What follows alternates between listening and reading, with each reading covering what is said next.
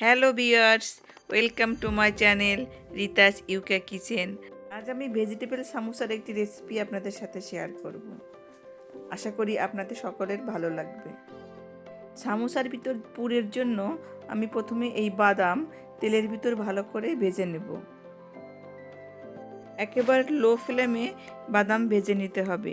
বাদামের এই লাল খোসাটা যখন হাতে ডলা দিলে উঠে যাবে তখন বুঝে নিতে হবে যে বাদাম ভাজা হয়ে গেছে। বাদাম ভাজা হয়ে গেলে দ্রুত তেল থেকে তুলে নিলাম। আর এখানে নিয়েছি 1 কাপ পেঁয়াজ, সাথে নিয়েছি 2 কোয়া রসুন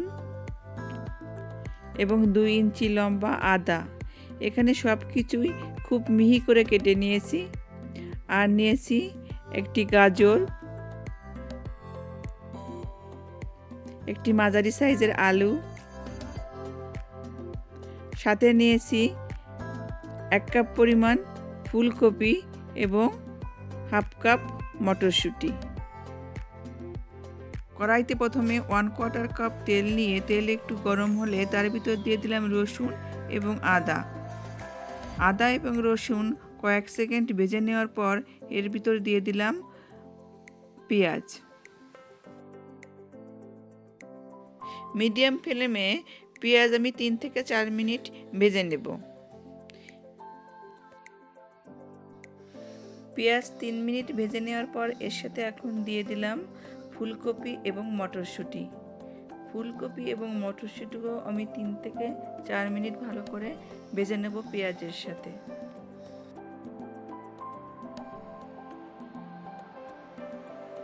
এখন এর ভিতর দিয়ে দেবো 1 টিস্পুন লবণ, 1 টিস্পুন হলুদ, 1 টিস্পুন ধনিয়া পাউডার, 1 টিস্পুন জিরা পাউডার এবং 1 টিস্পুন গরম মশলা। আরও এর সাথে দিয়ে দেবো 1 টিস্পুনের মতো মরিচের গুঁড়া। এখন সব কিছু আরও ভালো করে মিশিয়ে নিয়ে আরও কিছুক্ষণ ভেজে নেব। তারপর এর সাথে যোগ করব গাজর দিয়ে আরও 1-2 মিনিট এইভাবে ভেজে নেব। এরপর ঢাকনা দিয়ে ঢেকে দেবো 5 মিনিটের জন্য। এখন চুলার আঁচ কমিয়ে মিডিয়াম টু লো এর ভিতরে রাখতে হবে। যেহেতু আমি এখানে কোনো জল অ্যাড করব না, তাই ঢাকনা দিয়ে ঢেকে ভেজিটেবলগুলো ভেজে নিতে হবে যাতে ভেজিটেবলগুলো দ্রুত সিদ্ধ হয়ে যায়। এখন আমি এই সবজির মধ্যে অ্যাড করলাম 1/2 টিস্পুনের মতো ভাজা মৌরির গুঁড়া আর সবশেষে অ্যাড করে দিলাম আলু। এখানে আলু খুব দ্রুত সিদ্ধ হয়ে যায়, তাই সবার শেষে আলু দিয়েছি। আলু সিদ্ধ হতে যদি দেরি হয় তাহলে আপনারা আপনাদের সুবিধা মতো আগে বা পরে দিতে পারেন।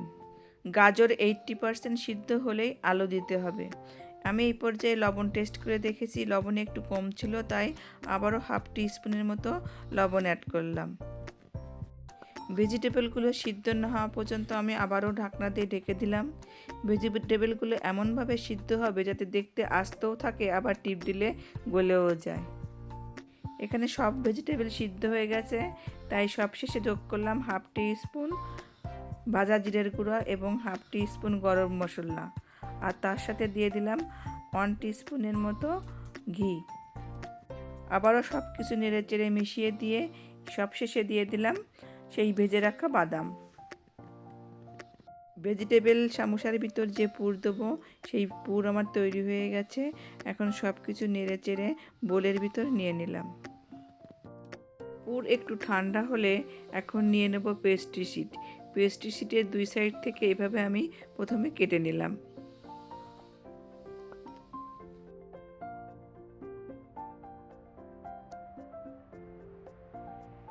একটা বাটিতে ময়দা এবং জল দিয়ে একটি মিক্সচার তৈরি করে রেখেছি। এর ঘনত্বটা ঠিক এরকম হবে। এবার পেস্ট্রি শিট থেকে একটি শিট নিয়ে ঠিক এইভাবে আমি ফোল্ড করে করলাম। তারপর আটা হাতে লাগিয়ে এভাবে আমি লাগিয়ে দিলাম এবং অপর পাশে এভাবে এনে একটি পকেটের মতো তৈরি করে এর ভিতর পুর দিয়ে দিলাম।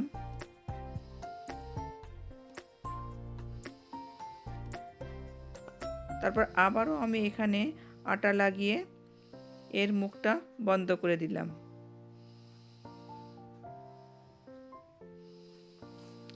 এই কাজটি খুব সাবধানে করতে হবে, কোনাগুলি ভালোভাবে এঁটে দিতে হবে যাতে ফাঁকা না থাকে, এর ভিতর দিয়ে কোনো তেল প্রবেশ করতে না পারে। দেখুন কত সহজেই সামোসা তৈরি হয়ে গেল। একইভাবে আমি একে একে সবগুলি সামোসা তৈরি করে নেব।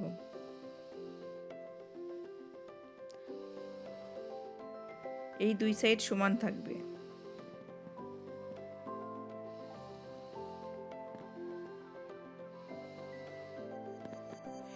এভাবে সামোসা তৈরি করে আপনারা অনেক দিন পর্যন্ত ফ্রিজারে সংরক্ষণ করে রেখে দিতে পারেন। এভাবে বাড়িতে সামোসা তৈরি করলে বাজারের কেনা সামোসার থেকে অনেক টেস্টি হয়। এর ভিতরের পুরটা আপনারা আপনাদের পছন্দ মতো তৈরি করে দিতে পারবেন।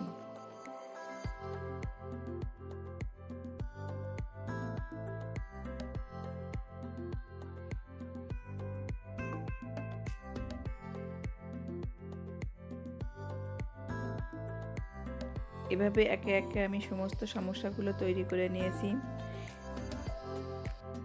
এখন এই তৈরি করা সামোসা থেকে কিছু সামোসা আমি ফ্রিজে রেখে দেবো এবং অল্প কিছু এখন ভেজে নেব। এই জন্য চুলায় মিডিয়াম ফ্লেমে পটে তেল বসিয়ে দিয়েছি। তেল গরম হলেই আমি সামোসা ভেজে নেব। এখানে সামোসা ভাজতে বেশি সময় লাগবে না, 2 মিনিটের মধ্যে ভাজা হয়ে যাবে। তৈরি হয়ে গেল মজাদার সামোসা।